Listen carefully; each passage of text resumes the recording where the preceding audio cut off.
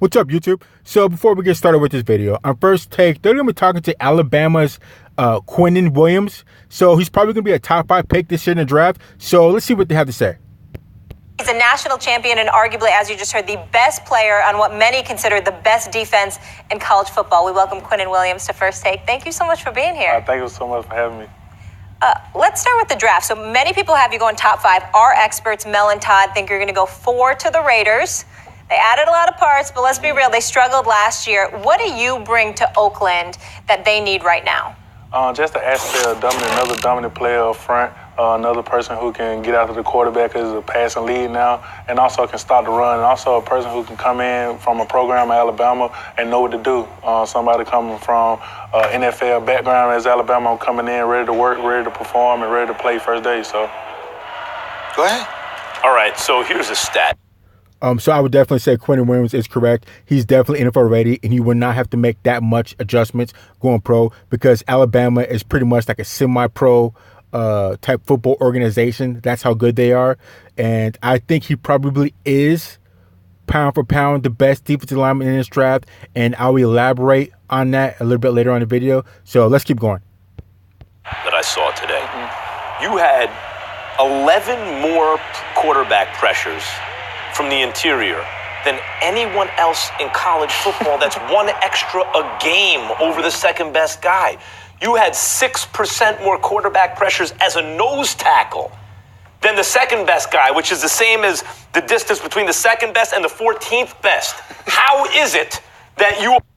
That means that man is an absolute hog. That man is a beast up front. And he deserves every dollar he's got coming his way to be able to do the types of things he did at that level to his competition. That means that guy's a beast. So let's keep going. Are that much more productive, not than your average dude, but than the second best dude? How is that possible? Just hard work, believing in the process at Alabama and just doing what they asked me to do from day one. And it just turned me to a machine. And when my opportunity came, I'll be able to show the world. You knew you could be this good? As good as you've been? Yeah. And how good are you going to be on the next level? Oh, even better, because you get around veterans and you get around people who did it for 14 years. So if what I took and learned from Alabama, get around a person like Terrell Suggs or a person like Calais Campbell or different people like that, they can elevate my game to the most extreme because it's the veterans that they have. Y'all finished? No, I actually have one more. I got that. You want to get it out of the way? Yeah, let me get it out of the way. Let me get it out of the way real quick, and then you can get all over. Go ahead. Because we know, Max just alluded to it, you can get off the quarterback from inside the tackles. Kind of reminds me of a guy, Aaron Donald, reigning Defensive Player of the Year. Why can you be better than him? I really don't look at myself as better than him or I can be better than him. I just want to be the best person I can be. Like, I look at him a lot. I look up to him and just playing the same as he play. A lot of things he do, his body frame, his body size, the body fat that he has is crazy out of this world. So I really don't try to... Donald is so good. He's like, yeah, I'm that much better than the second best guy. I'm going to take it to the next level. What about Aaron Donald? No, I don't play with Aaron Donald. So this Quinnen Williams kind of reminds me of another ex-Raider. If you guys a little bit older, you might remember him, called Darrell Russell. The end of his story, I don't really want to talk about, but Quinnen Williams reminds me of Darrell Russell, and he was a top pick coming out of UFC, like I think 97, 98, something like that. But that's who Quinnen Williams reminds me of, and he kind of looks like Darrell Russell too. But so I think he'll have a better career than Darrell Russell, and this guy is an absolute hog up front. So let's keep going. I don't want to be better than him. I'm not trying to compare my stats to his or compare my playing level with his. I take a lot of stuff he do and put it in my own aspect of my game so I can be just like him or even better than him. So that's what I'm focusing on. All right, Stephen A., it's all yours. Thank y'all. Go for it. I'll back up. We're good. Couple things. Number one, you look like your family with Calais Campbell. I mean, I don't know if y'all, there's a resemblance there. That's number one. Let's get that out the way. And that's good family genes anyway. Not that that's the case. 71 tackles, 19 and a half tackles for a loss, 8 sacks last year. We know how elite you are. I got 2 questions. Number one, you better than Nick Bosa? Because a lot of people have been talking about Nick Bosa. Where should you be in comparison to Nick Bosa when we talk about this NFL draft and who goes first? Nick Bosa, a great player. He can do it both on the field and off the field. He can do it run, stop, and... Should he be picked before you? But I feel like I'm better than him or the best player in the draft. Just because... So, yeah, I told you I want to touch on this. So I think Quinnen Williams is pound for pound the best defensive lineman in this draft. But as an interior defensive lineman, he's untouched. He's an absolute hog, an absolute beast up front, and his stats, his numbers prove it. But on the other hand, as far as Nick Bosa, the Ohio State defensive end, I think he is the number one defensive end to be picked. But overall, online, I would say it's got to be Quinnen Williams. And because he just does more, he's more effective inside, which is a lot more harder because you're dealing with a lot more traffic being a defensive tackle. So I think Quinnen Williams is probably the best defensive lineman overall. And probably Nick Bosa would be the best defensive end picked. So I think it depends on who the Raiders need. It depends on what teams needed in order to of who you pick, Nick Bosa or Quinnen Williams. So I don't think however they get picked, it doesn't necessarily reflect on how good they are. It is going to reflect on what positions needed. Do you need a Nick Bosa defensive end, or do you need a defensive tackle hog up front like Quinnen Williams, which everybody knows how the NFL, how they pick. But as far as they're being picked, that doesn't necessarily dictate how good they are. It dictates it's how much, what position that team's going to need. But Quinnen Williams, I would say overall, is the best defensive lineman, which isn't surprising coming out of Alabama because they always have hogs up front. So I don't know. Let's keep going. I can do it all. I'm smart on the field. I can break it down.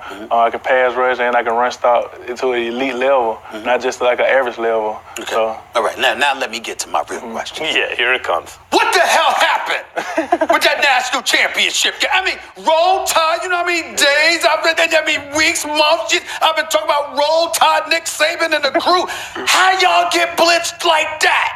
Against Clemson, what the hell happened? Did people partying the night before? I mean, you slept something. You ate the wrong food. What the hell happened? Nah, we just Clemson is a great team, got great coach staff, had a great game plan for us, and we went in. We forgot the little things that we built on.